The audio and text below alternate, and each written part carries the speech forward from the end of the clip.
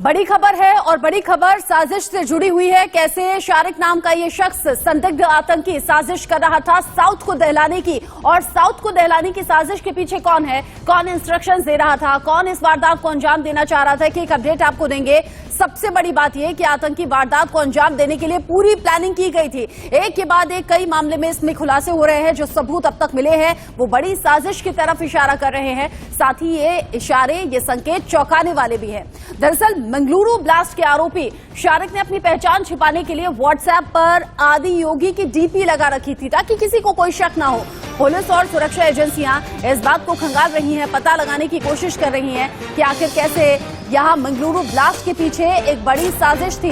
WhatsApp DP पर आदि योगी शिव की फोटो लगाकर इस प्लानिंग को अंजाम दे रहा था। व्हाट्सएप ऑपरेट कर रहा था। आईसिस से प्रभावी है आरोपी शारिक, आईसिस से प्रभावी भी है और साथ ही साथ आईसिस के संपर्क में भी है। साथ पढ़ने वाले दोस्तों का भी ब्रेन वॉश करने का काम कर रहा था। कैसे अपने साथ युवाओं को जोड़ना है इसकी भी प्लानिंग थी। ऑटो ब्लास्ट से पहले शिवमोगा में बाकायदा इसकी प्रैक्टिस की थी। तस्वीरें आपकी टीवी स्क्रीन पर हैं। शारिक नाम के उस संदिग्ध आतंकी की आईसिस से प्रभावित था आरोपी शारिक, और कहा यह जा रहा है कि युवाओं को जो खास तौर पर साथ में दोस्त थे या फिर विशेष धर्म के थे उन्हें अपने साथ मिलाने की कोशिश कर रहा था, उनका ब्रेन वॉश कर रहा था और बता रहा था कि कैसे उनके साथ मिलकर आना चाहिए और इस तरह की गतिविधियों को अंजाम देना चाहिए।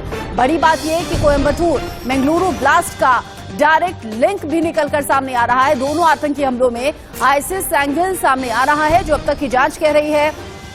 इसमें सुसाइड अटैक की फिराक में आईसिस का नाम सामने आ रहा है जो ट्रेनिंग बाकायदा देता था सुसाइड अटैक की। सुसाइड बॉम्बर कैसे बनना है, अपनी पहचान छिपाना चाहता था शारिक, और शारिक के इरादे कितने खतरनाक थे ये अभी तक की जांच में साफ हो गया है। यश समीर राजू ज्यादा अपडेट के साथ जुड़ गए हैं इस खबर पर हमारे साथ।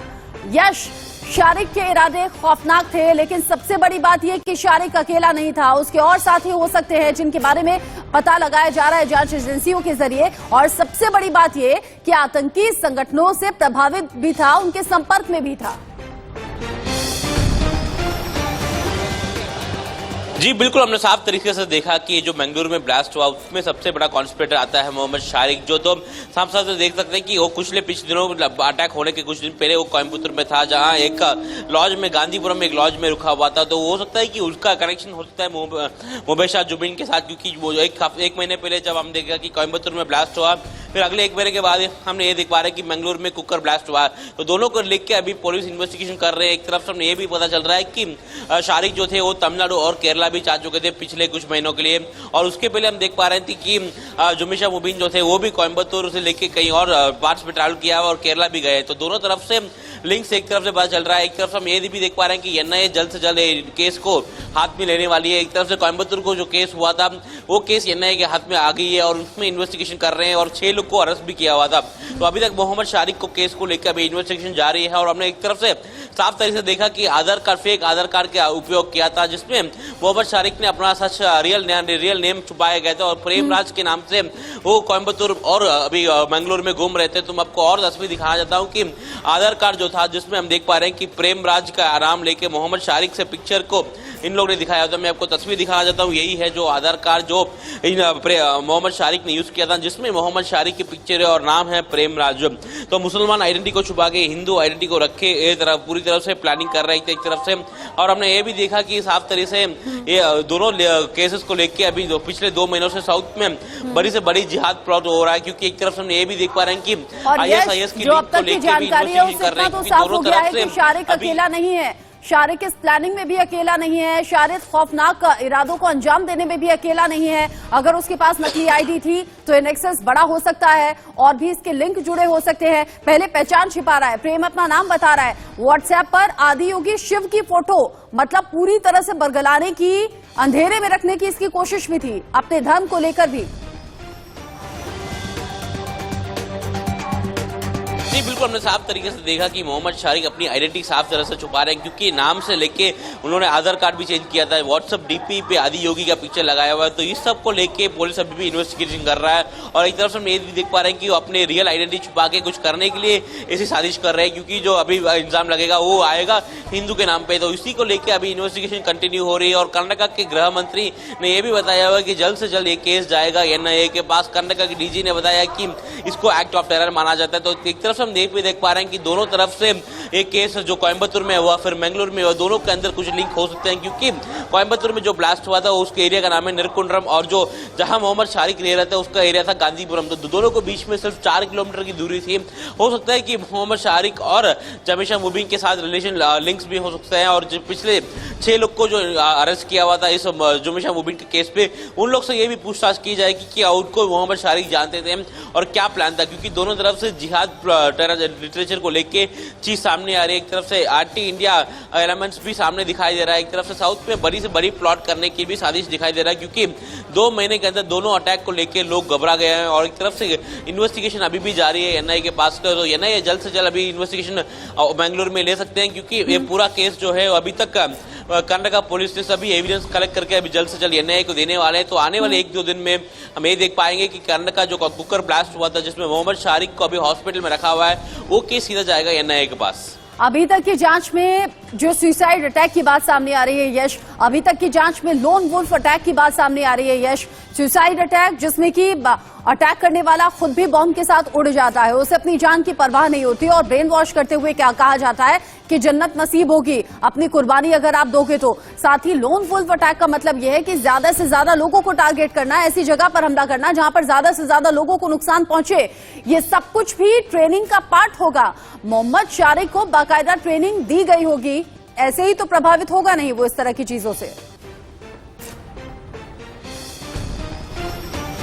जी बिल्कुल, हमने दोनों केसेस को देखते हुए कोयम्बतूर में पता चल रहा है कि मोहम्मद शाह जुबीन तो थे, उनकी व्हाट्सएप स्टेटस 2 दिन पहले चेंज किया था उनकी मौत के पहले, और जिसमें बता रहे हैं कि अगर उनकी डेथ की खबर सामने आई तो उनको दुआओं में याद रखना। तो उसी को लेकर हम ये सस्पेक्ट हो रहा है कि ये पूरी तरह से सुसाइड ब्लास्ट है। और एक तरफ से हमने जब ये देखा कि बेंगलुरु में जो ब्लास्ट हुए थे कुकर ब्लास्ट को लेके, वो प्लान था कहीं और फ्लाईओवर ब्रिज पे ब्लास्ट करने के लिए, मगर वो ऑटो में फट गया था। तो इसी को लेके हम ये देख पा रहे हैं कि अभी शारिक जो है हॉस्पिटल में, उनकी तबियत जो अभी रिकवर हो रही है। तो अभी जल्द से जल्द जब उनकी तबियत और रिकवर हो जाएगी, कर्नाटक पुलिस उनसे भी इन्वेस्टिगेशन कर सकते हैं, क्योंकि ये दोनों तरफ हम ये देख पा रहे हैं कि दोनों तरफ सुसाइड ब्लास्ट को लेके ही प्लान किया गया था। एक तरफ से हम एक भी देख पा रहे हैं कि दोनों तरफ से दिवाली के धमाका करने के लिए भी कोयम्बतूर में साजिश थी।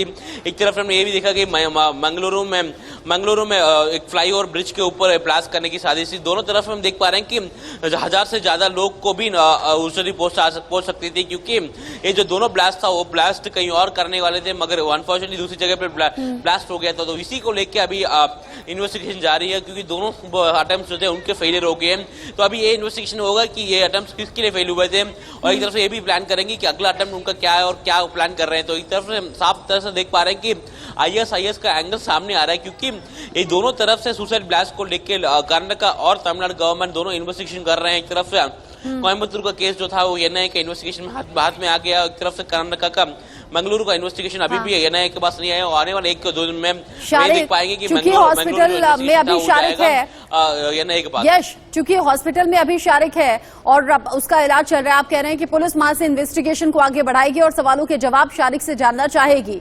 कुछ फीमेल्स भी थी जो फैमिली की जो मिलने के लिए पहुंची थी, क्या उन फैमिली मेंबर से भी पूछताछ हुई है? क्या उन्हें जानकारी थी कि शारिक किस तरह के काम में इन्वॉल्व है, आईसिस से इसके संपर्क हैं? और जिस तरह की जानकारी अब तक है कि साथ में पढ़ने वाले जो दोस्त हैं उनका ब्रेन वॉश करने का काम कर रहा था, क्या कुछ ऐसे दोस्त भी हैं जो साथ हो गए थे शारिक के?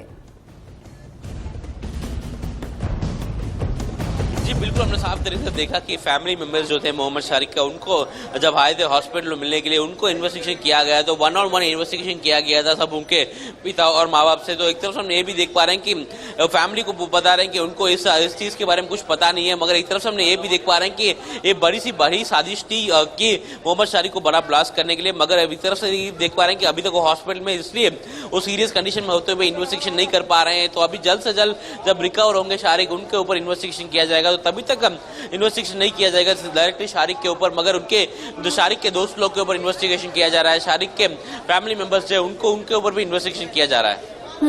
आप कह रहे हैं कि हर तरीके से इन्वेस्टिगेशन को पुलिस आगे बढ़ा रही है। यश, आप रहिएगा हमारे साथ, फिलहाल तस्वीरें कुछ दिखा देते हैं दर्शकों को, क्योंकि मंगलुरु ब्लास्ट सिर्फ इतनी भर की साजिश नहीं थी, बल्कि इससे बड़ी साजिश थी जिन्हें जगह जगह अंजाम देना था। 3 तस्वीरें आप देख लीजिए। ऑटो में ब्लास्ट जब हुआ उसका सीसीटीवी फुटेज सामने आया है। ऑटो ड्राइवर जो था उसकी भी हालत क्रिटिकल बनी हुई है। दूसरी तस्वीर ये कि कैसे कुकर से ब्लास्ट किया गया, और शारिक जो कि तस्वीरों में दिख भी रहा है कुकर के साथ में, आतंकी शारिक जो कि इस घटना में जख्मी हो गया है, उसे अस्पताल में भर्ती कराया गया है। और अब कैसे ऑटो में ही फट गया था ये कुकर बम, ये अभी अभी यश ने जानकारी दी। इस धमाके में खुद आरोपी शारिक भी बुरी तरह से जल गया, झुलस गया, जख्मी हुआ। शारिक नागौरी में कुकर बम रखना चाहता था, ज्यादा से ज्यादा लोगों को टारगेट पर रखना चाहता था। उसने ऑटो वाले से पंफेल इलाके में जाने के लिए कहा था। धमाके में ऑटो चालक भी झुलसा है, उसकी भी हालत नाजुक बनी हुई है। डॉक्टर्स इलाज कर रहे हैं। विस्फोटक जो बरामद हुआ है उसके आधार पर भी पुलिस जांच कर रही है। शारिक के कॉन्टैक्ट्स को भी खंगाल रही है, शारिक के बेहतर होने का इंतजार भी कर रही है, और फिर पूछताछ को आगे बढ़ाते हुए सबूतों के आधार पर पुलिस जांच करेगी। 4 तस्वीरें जो मंगलुरु ब्लास्ट के इर्द गिर्द घूम रही हैं, लेकिन साथ ही साथ जो अब तक की जानकारी है, आईसिस के साथ संपर्क में था। शारिक के इरादे बड़े खौफनाक थे। हालांकि ऑटो में ही कुकर बम फट गया, लेकिन उसका जो निशाना था वो भीड़ भाड़ वाला इलाका था, ज्यादा से ज्यादा लोगों को नुकसान पहुंचाना चाहता था, और इसी तरह के इरादों के साथ था। हालांकि फैमिली मेंबर्स से जब पूछताछ पुलिस ने की तो फैमिली मेंबर्स कह रहे हैं कि इस बारे में हमें कुछ मालूम है नहीं।